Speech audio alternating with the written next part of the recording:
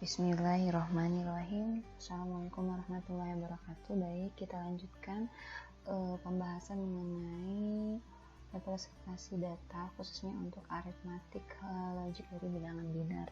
Jadi sebelumnya kita sudah membahas mengenai bagaimana sih proses aritmatik atau proses penjumlahan dalam bilangan biner. Nah, selanjutnya di sini kita akan membahas mengenai bagaimana sih sebenarnya proses aritmatik untuk bilangan biner bertanda atau bilangan sign ini ya, sign atau magnitude. Jadi dalam sebuah operasi sistem komputer atau misalkan kalkulator digital gitu ya, itu diperlukan sebuah sistem bilangan yang maksudnya operasi yang dapat mengoperasikan bilangan biner tersebut.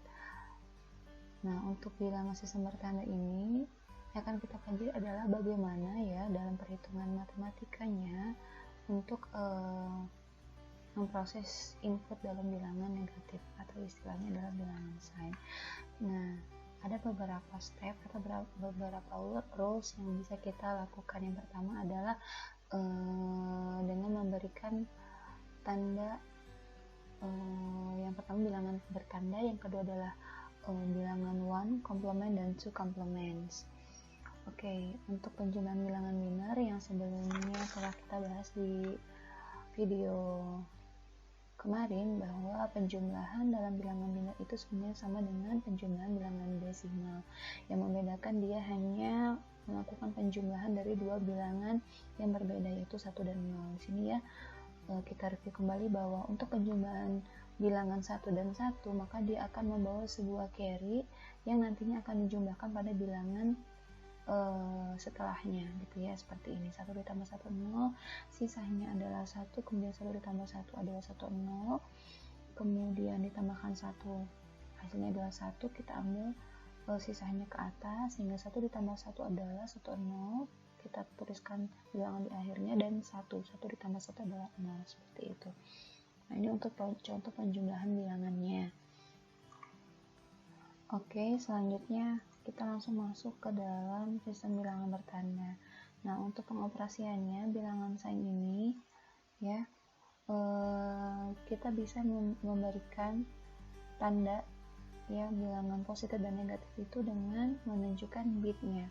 Jika bit tanda bernilai 0 itu adalah tanda positif dari sebuah bilangan biner, dan 1 menunjukkan tanda negatif gitu ya. Nah, bilangan bertanda n bit menggunakan digit MSB paling kiri untuk menunjukkan tanda bilangannya tadi ya.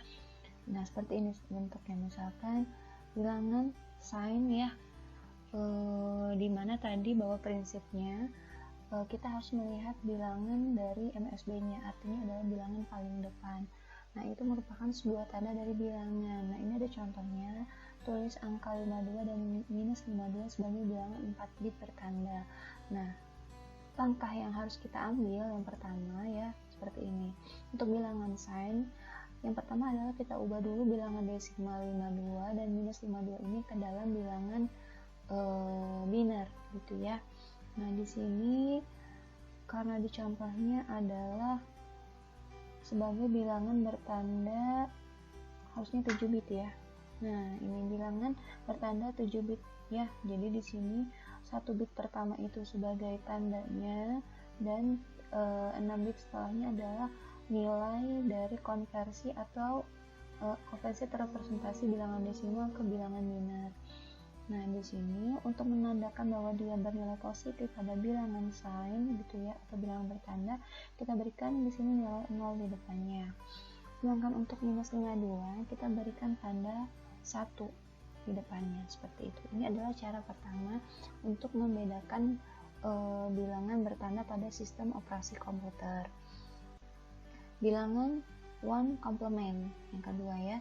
Nah, bilangan one complement ini sebenarnya adalah sebuah perbaikan lah gitu ya, dilakukan hanya untuk bilangan bernilai negatif dengan cara menginverse dari nilai positifnya gitu ya. Jadi seperti tadi, misalkan bilangan 52 dalam desimal, untuk plus 52 dan minusnya kita berikan tanda 0 dan 1 di MSB-nya atau bilangan di awalnya. Nah, bit bertanda bernilai 0 itu menunjukkan tanda positif dan 1 menunjukkan tanda negatif di bilangan ones complement. Nah, seperti ini teman-teman bentuknya ya. Jadi jika pada konversi unsigned bit ya atau bilangan yang tidak bertanda positif 4, itu nilainya adalah 100 dalam binar 2. Tapi beda pada bilangan representasi bilangan binar bertanda. Nah, minus 4 ini dalam bilangan desimal jika kita konversikan ke dalam bilangan binar. Nah, di sini kita lihat bilangan 4 dalam desimal kita konversikan ke dalam binar adalah 0, 100 gitu ya. Bagaimana cara mengkonversikannya? Dengan mencari sisa bagi. Jadi untuk mencari konversi dari bilangan desimal ke binar atau sebaliknya sudah kita bahas di video tutorial sebelumnya gitu ya.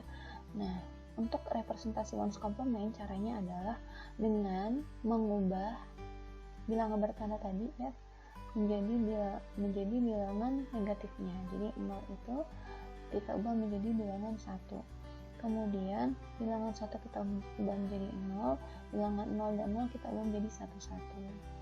Nah, itu adalah cara dari ones complement. Nah, ini adalah langkah yang ketiga, yaitu dimana bilangan ini disebut sebagai two complements atau bilangan komplement 2. Jadi tanda bilangan two complements diperoleh dengan cara membalikan nilai dan kemudian menambahkan bilangan 1 pada LSB-nya. Jadi tadi yang menjadi kuncinya adalah kita mengubah MSB-nya atau memberikan tanda MSB-nya, dan cara selanjutnya adalah kita menambahkan nilai LSB-nya.